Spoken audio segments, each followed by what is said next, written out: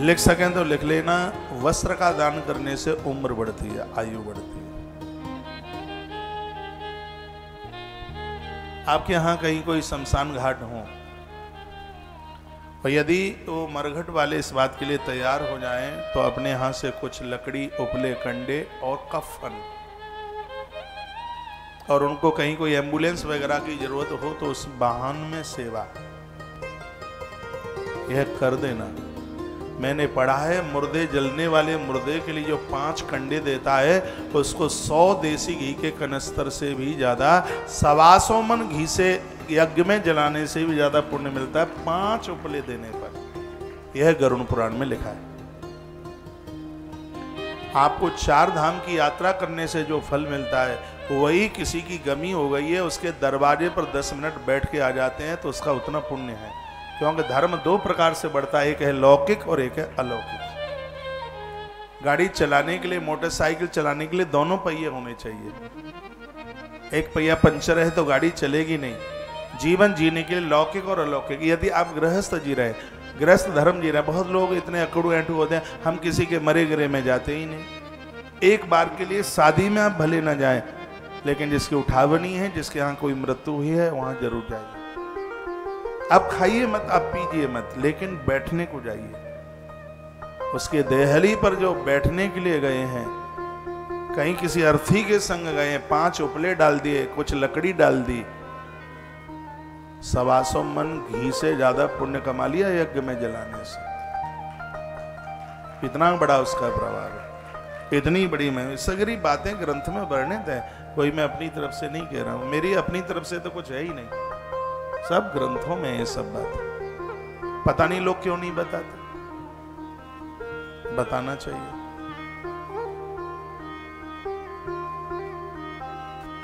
तो बासो, सावन का महीना चल रहा है, ब्राह्मणों को धोती दे देना। बेटियां आएंगी रक्षाबंधन को, लिफाफा कितना बड़ा देते हैं आप जाने, लेकिन बेटी को साड़ी जरूर देना। साड़ी। वस्त्र आयु बढ़ाता है, ग्रंथ में वर्णन है, उम्र बढ़ाता है, लंबी आयु देता है। तो वस्त्र की विशेषता है। दक्षिणा जो भी दे रहे हैं उसको वस्त्र के ऊपर रख करके, और महादेव को श्वेत वस्त्र चलता है, सफेद धोती।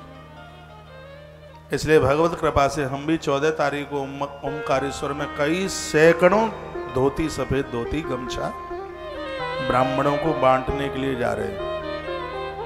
क्योंकि जो ये पढ़ लिया है वो सिर्फ आपको सुनाने के लिए नहीं है, ये स्वयं भी करने के लिए, खुद करने के लिए।